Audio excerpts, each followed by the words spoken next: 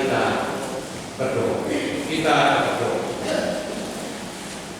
Kami akan mendengarkan dan merenungkan firman di tengah-tengah hidup kami ketika kami ada dan kami mencari proses hidup yang panjang.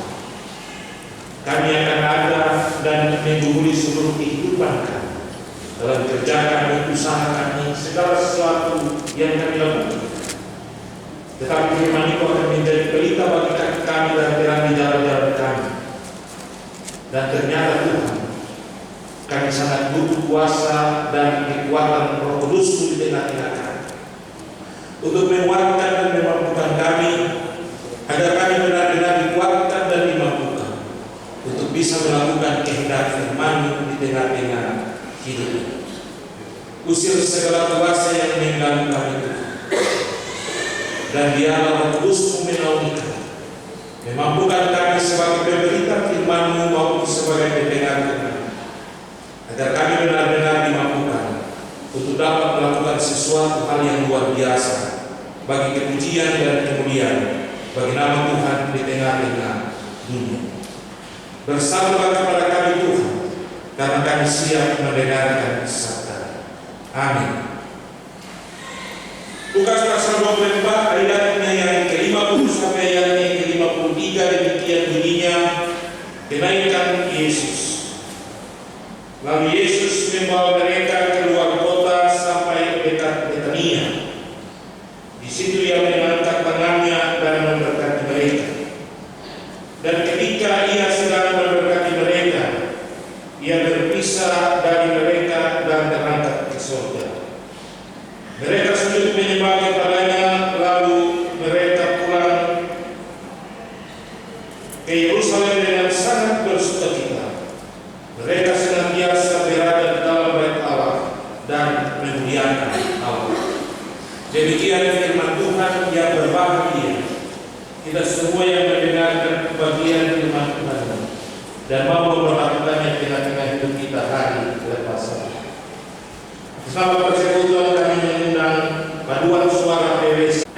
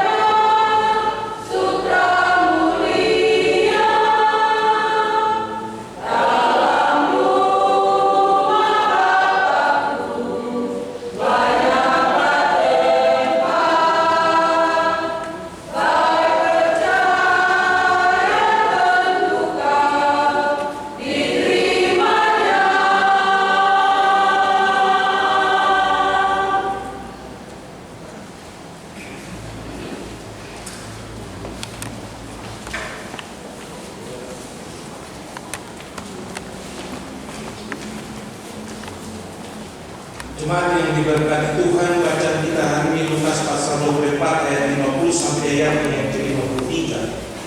Dan kita semua dalam memperingati hari kenaikan Tuhan Yesus ini, kita diminta untuk memahami bagian firman Tuhan dalam sebuah tema sentral, menyembah dan memuliakan Tuhan. Sebuah peristiwa perpisahan tentu bisa membawa duka, bisa membawa kebahagiaan di tengah-tengah kehidupan setiap orang ketika peristiwa itu terjadi. Tetapi di satu sisi juga sebuah proses perpisahan juga tentu akan meninggalkan warisan yang bisa membuat kita ada dan menjadikan warisan itu sebagai modal untuk menapaki sebuah kehidupan yang kita jalani ke depan.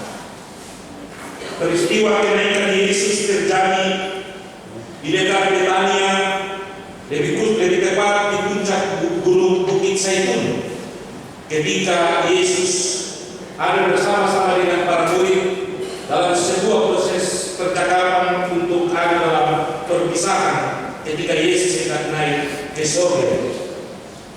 Sehingga dari bacaan kita Lukas pasal 24 ayat 50, ada tiga hal yang harus kita memahami tentang hal yang sangat penting dalam bacaan kita hari ini.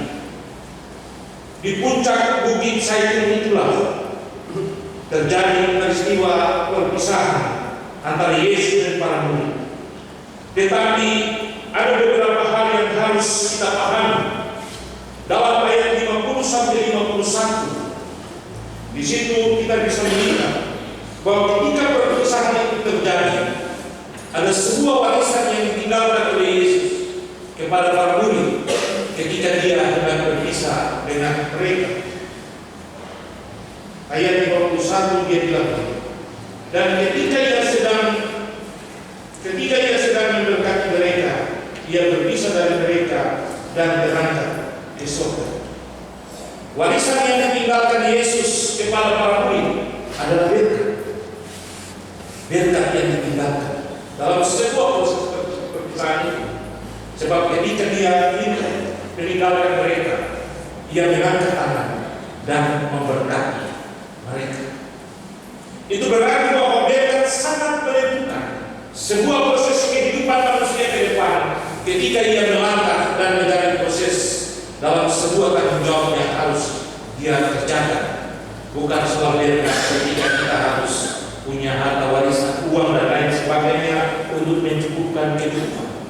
Tetapi ada sebuah tanggung jawab yang ditinggalkan oleh Yesus kepada para murid untuk mereka lakukan. Tadi ibu-ibu dari Galilea bilang di rumah Bapak banyak tempat dan Tuhan memang kesana untuk menyiapkan tempat. Bagaimana warisan yang ditinggalkan Yesus dalam berkat itu? Bagaimana memungkinkan setiap orang untuk bekerja dan melakukan sesuatu sehingga dia sampai pada rumah yang disediakan itu.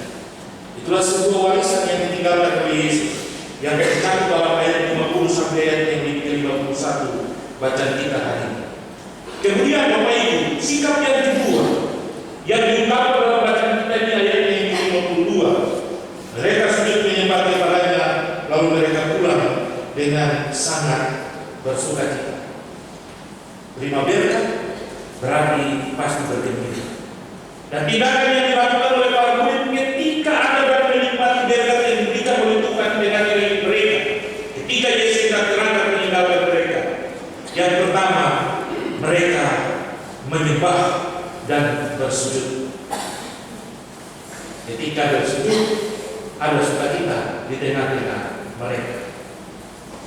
Dua tindakan ketika menerima sebuah warisan dari Allah, menyembah dan bersujud, serta bersukacita di tengah-tengah pergumulan dan hidup yang mereka jalani. Kemudian ayat 53 dari bacaan ini dikatakan mereka senantiasa berada dalam bait Allah dan memuliakan Allah. Ayat 53 dia bilang mereka memuliakan Allah dan datang di bait Allah. Kemarin hari Minggu pagi saya pimpin sembahyang, saya ceritakan ada seorang pendeta dia mau pergi pelayanan. Andaikan dia pelayanan ke Supralu, tapi dia tinggal di Fatah. Kebetulan dia pesan Grab.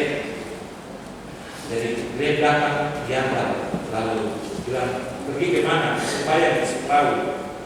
Lalu sopir bilang, wah, masa ada gereja di sini buat supaya jauh-jauh sana kan? Lalu dia bilang, saya kan tugas harus pergi sembahyang ke sana. Lalu sopir bilang, ngapain cari sejauh-jauh? Kalau saya juga orang Kristen, tapi saya tidak ibadah, Tuhan itu ada di hati saya. Dan dia bilang, betul juga. Dia tersenang, dia punya Tuhan selalu ada di hati dia. Tapi dia berpikir sejenak, terus dia bilang, tapi penting untuk kita pergi mencari Tuhan. Tuhan ada di hati kita. Tapi pertanyaannya, kira-kira kita ada di hati Tuhan atau tidak? Saya ulangi, Tuhan ada di hati kita. Tapi kira-kira kita ada di hati Tuhan atau tidak? Apa yang harus kita buat supaya kita ada di hati Tuhan dan kita tetap menjadi berkat di tengah-tengah hidup ini?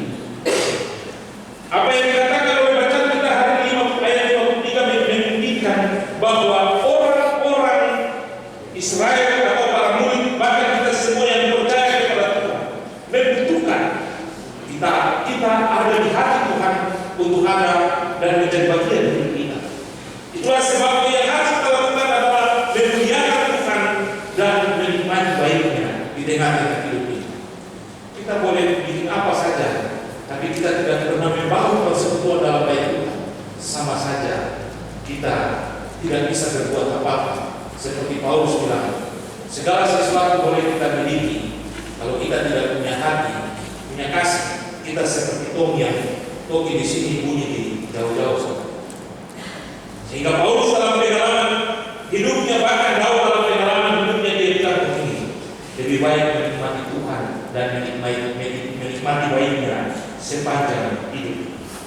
Itulah yang diungkapkan oleh para murid ketika mereka mengalami sebuah proses perpisahan dengan Yesus. Dalam keterangkatan Yesus ke surga, mereka memperoleh berkat, mereka menunjukkan sebuah sikap untuk menyembah dan bersujud di hadapan Allah sepanjang hari dan memuliakan serta menikmati baik Allah dalam sebuah persekutuan yang dinikmati di tengah-tengah hidup. Tentu kita semua ada, dan ketika keterangkatan Yesus ke surga, kita semua merindukan berkat itu. Dan ketika berkat itu kita ada dan kita menikmati berkat itu, kita tentu harus melakukan apa yang harus kita lakukan sebagai orang yang menerima berkat. Yesus dalam perumpamannya kepada banyak orang, dia bilang ada satu kasih talenta, satu kasih talenta, 3 dan lain sebagainya, dan semua orang harus berusaha.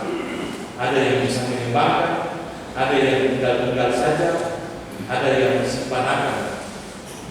Lalu semua itu akan diperhitungkan di kemudian hari. Kita ada sebagai orang percaya dan Yesus telah terangkat ke surga. Tapi dalam catatan Alkitab, kisah para rasul juga dia bilang, kenapa kamu heran? Dia terangkat itu, nanti saatnya dia akan kembali sama seperti dia terangkat. Tapi kembalinya itu sebagai hakim yang akan mengadili setiap. Itulah sebabnya bacaan kita hari ini melukiskan dan mengingatkan kita semua bahwa ketika kita ada dan kita diberkati oleh Tuhan, hal yang sangat penting adalah kita menyembah sujud, kita memuliakan Allah, dan kita menikmati baik Allah sepanjang mengerjakan apa yang bisa kita kerjakan supaya hati kita tetap ada di Tuhan, hidup kita dari Tuhan, sehingga saatnya dia datang maka kita akan menjadi bagian dari hidup. Yesus sendiri memaksa para muridnya, tinggallah di dalam aku supaya aku tetap tinggal di dalam. Bahkan dalam percakapan dengan Petrus begitu tergerak dan tersentuh hatinya ketika dia mulai bilang untuk Tuhan, jangan kau pergi kepada ketorang. Tapi apa yang Yesus bilang, kenyalah engkau iblis, karena engkau bukan memikirkan pikiran Allah, tapi engkau memikirkan pikiran manusia.